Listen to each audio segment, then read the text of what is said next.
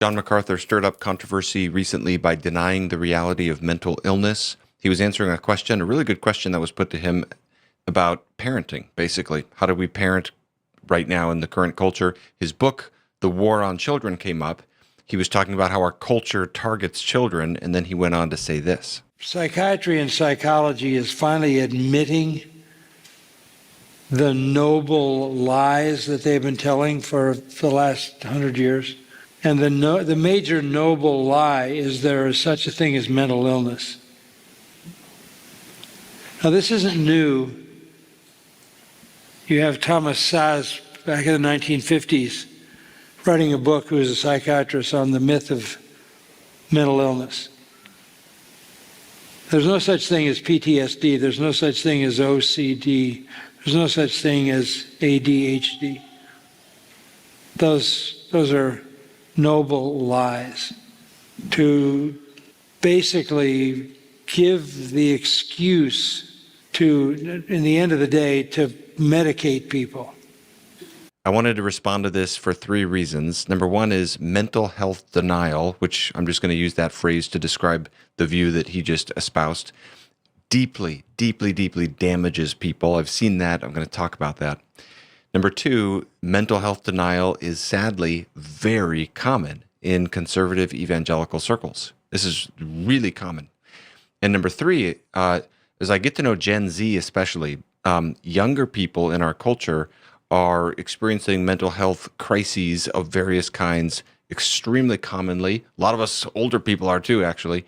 And it's not going to go away anytime soon. So John Macarthur's comments give us an occasion to talk about a broader issue in the church that's so important. It's going to be a quick video. I just want to say two things after a lot of talking with my wife about this.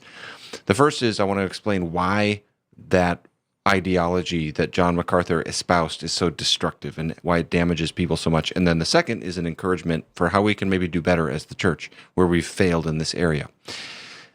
First, though, let me supplement that clip with another statement from Macarthur to show this wasn't just an isolated comment or a misspeak. This is where he was asked a question several years ago about whether a Christian can struggle with depression. Well, yeah, Christians can suffer with anything. Depression is simply it's simply a morbid and consistent focus on things that are negative. And that's why the Bible, Philippians 4:8, why don't you just think on things that are good and right? And a faithful church will help you do that because they'll keep lifting you back up to that level. We don't do a lot of depression counseling around here because there's not a lot of time to escape from the glories of the Word of God that are constantly coming down into your life from the teaching of Scripture. Depression it's related to unfulfilled expectations, okay? It's related to unfulfilled expectations. So keep your expectations of what you deserve low, and you'll be less likely to be depressed. And just realize that everything you have is a gift of grace and mercy, and live in thanksgiving. And there are two reasons why this mental health denial is so damaging to people. The first is it prevents people from getting help when they need it. I've seen this so many times. That's why I'm so burdened to talk about this. We got to do better at this. We have to do better as the church on these issues. If there's no such thing as mental illness, if there's no such thing as post-traumatic stress disorder, for example, then there's really no need to get professional help or to take medication or anything like that. And indeed, Macarthur's comments give the impression that it's basically just up to you. You know, be a part of a healthy church that can pull you up, keep your expectations low, focus on Philippians 4:8, and so forth. And in the other clip, he talks about, he's basically saying PTSD is simply grief, you know, and he says things like, if you give medication to your children, you're potentially turning them into a criminal. And he's saying so many things that basically make it all about you and your decisions. And this kind of teaching just has to stop. We have to stop doing this because it causes terrible harm in the church. Here's the simple way to make this appeal. The human brain is a physical organ. Like every other physical organ in our body, in a fallen world, it can be afflicted. It can get sick. And when that happens, medication can often help, just like you go to the doctor for other issues you might have. Yes, there can be over-reliance on medication. We see that. That's a big problem. And there can be an overly therapeutic approach to behavior change. Granted. But there's an old Latin phrase, I'll put it up here, abusus non tollit usum. Abuse does not take away proper use. When you deny the reality of mental illness in this world, you are robbing people of the ability who may have a legitimate sickness from getting legitimate help. And I could just tell story after story of seeing this, where you see people who have some kind of severe mental illness and they need medication, but they function in a conservative evangelical context that either teaches or implies that using medication is wrong, or it's worldly, or it's failing to trust the Lord, or something like this. And there's simply no words that can express how damaging that can be for people. My brother-in-law, Dan, one of the nicest people I've ever met in my life, wonderful believer in the Lord. He is in heaven now. He had severe mental illness and he couldn't function without medication. Even with medication, life was extremely hard. But when he was in his 20s, all of a sudden, he started hearing voices and having psychotic episodes and so forth. It wasn't that he was doing something wrong or wasn't a part of a good church. The brain can be afflicted. And I just can't even imagine if he was in a context where medication and professional help was discouraged, or in the worst case, shamed. This mental health denial damages people. In the worst cases, it's like, it really is like this. It's like telling somebody who has a broken leg, just think positive and keep running. Not only does that damage people, but here's the second problem, is it shames people and guilts people. It actually puts a false guilt upon them. Because, you heard his words. I'll play him again. Just realize that everything you have is a gift of grace and mercy, and live in thanksgiving. And just realize that everything you have is a gift of grace and mercy, and live in thanksgiving. So if you're depressed, just be grateful. And I have to say, I'm not against, I've actually practiced intentional gratitude, and amidst other things, it does help. It helped me immensely fight against depression and helped me in so many areas of life. So, I'm in favor of gratitude, and actually intentional gratitude is something I've talked about a lot. It's a wonderful thing, a wonderful resource. But to act like that's all you need to do if someone is severely depressed or something like that, it reinforces this way of thinking that if I'm still depressed, or if I'm still having these OCD tendencies, or I still have ADD or something like that, then it must be my fault. I'm not trusting in the Lord enough. I'm not at a good enough church. I need to focus more on Philippians 4:8. It puts all the burden on you. And this actually has a kind of resemblance to the health and wealth gospel, except it's applying it to our emotional and our psychological life. Because the expectation here is that if you simply do your part, you walk with the Lord, then the good result will follow. And that simply isn't how life works in a fallen world. Sometimes you can be doing everything that you're supposed to do, and yet you're still just scraping by. And when that happens, mental health denial ends up just putting an extra burden upon people. It's not only like telling somebody who has a broken leg, think positive and keep running. It's like that, plus then you say, oh, you're a wimp if you're not able to do it well. It's your fault, and you're not actually treating the broken leg. And as I say, yes, there are abuses and extremes, but the simple fact is the brain can get broken in various ways. Okay. And so as the church, we got to do better on these issues. How can we do that? Well, I just had one quick thought to share in this video. Obviously, this is a much longer conversation, but I would like to basically propose that especially American evangelicals, I can't really speak as much to other places that I don't know as well, but among American evangelicals, we have to rehabilitate the doctrine of common grace. This is a part of our heritage that we've kind of fallen away from. We often have a kind of underdeveloped or sort of malnourished doctrine of common grace. I'll put up John Murray's definition of this. This is basically just the grace that God gives to all people, not just those who are in a saving relationship with him. And I think the fruits of that neglect of this doctrine are manifest in many ways. I think it's often probably related to the fact that evangelicals often don't produce good culture and art as much as you'd hope for and expect. Often we have an underdeveloped doctrine of vocation. We don't understand the sacredness of all different callings in this world. I think one simple way you see it play out is just sometimes there's a struggle to simply enjoy life and enjoy the simple things of life, whether it be throwing a frisbee or enjoying a novel.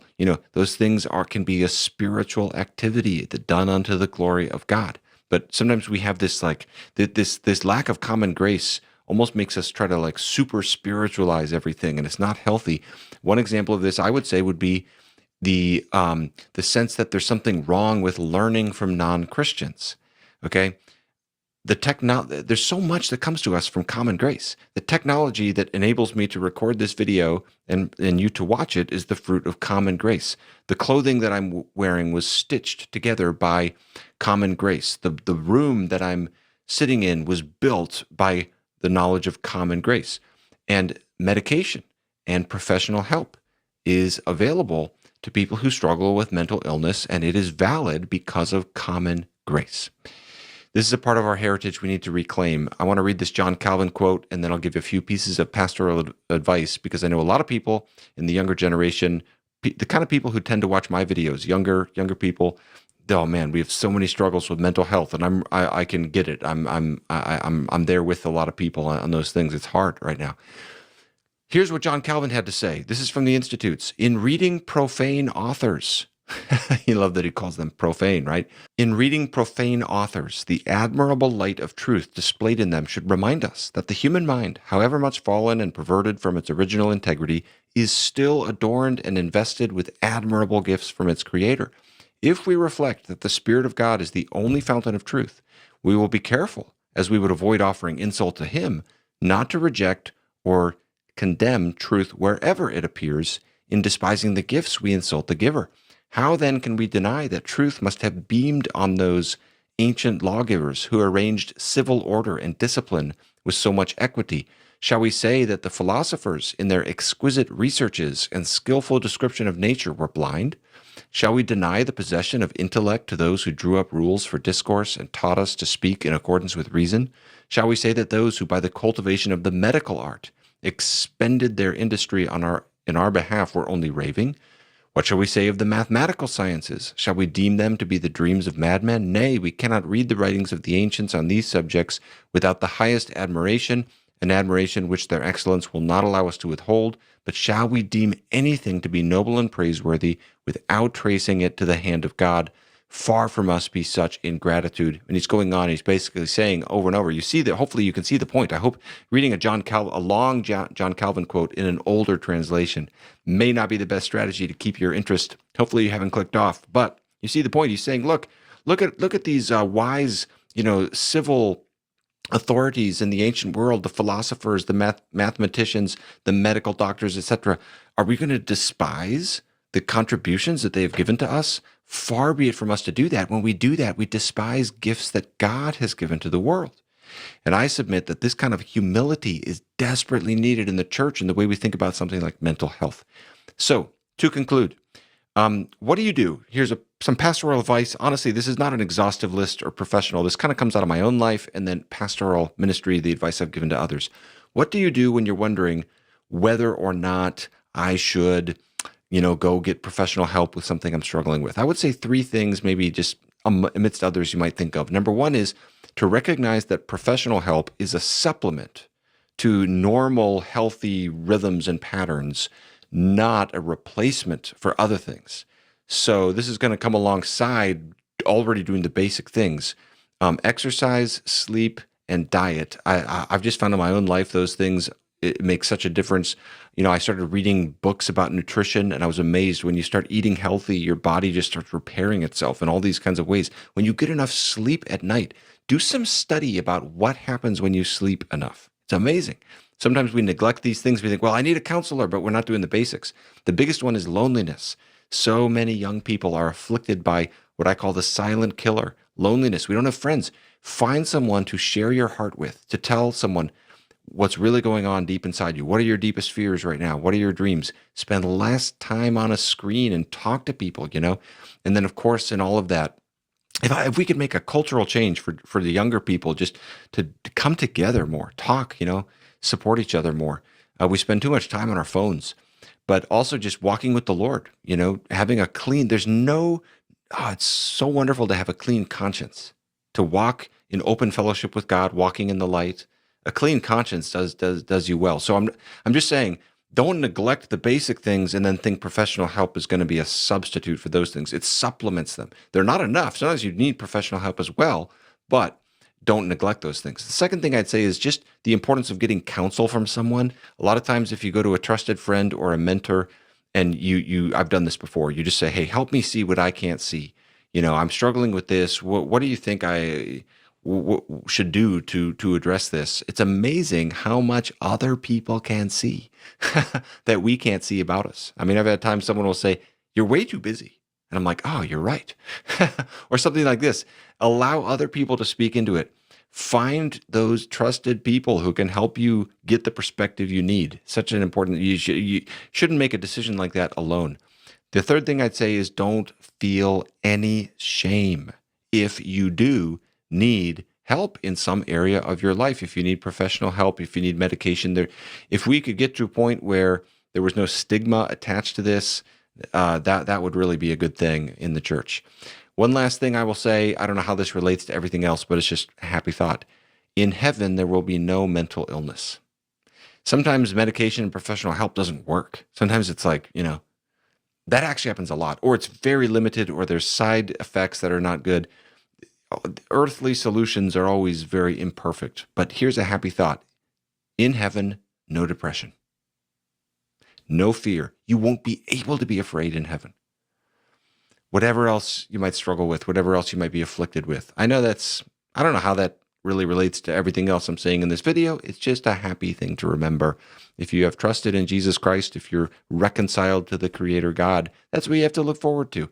And so, I don't know, just a little thing that helps to know, however bad you might, because there are times where, honestly, what I've struggled with the most is depression. And I have a healthy respect for how that it can take everything. It can take all the color out of life. It's terrible. But whatever you're facing, it's only in this life, and there's an ocean of heaven awaiting you. And I don't know, that's just a small thing that might encourage somebody out there. So hopefully we can keep talking about these issues in the church and do better. All right, let me know what you think. Let me know, what do you think in the comments? I mean, that's very partial, incomplete advice. There's a lot more we got to say about this topic, but we certainly got to talk about this more, because the mental health struggles of the younger generation, and frankly of some of us who are older as well, these are not going away. So we've got to be able to talk about this issue. All right, thanks for watching, everybody.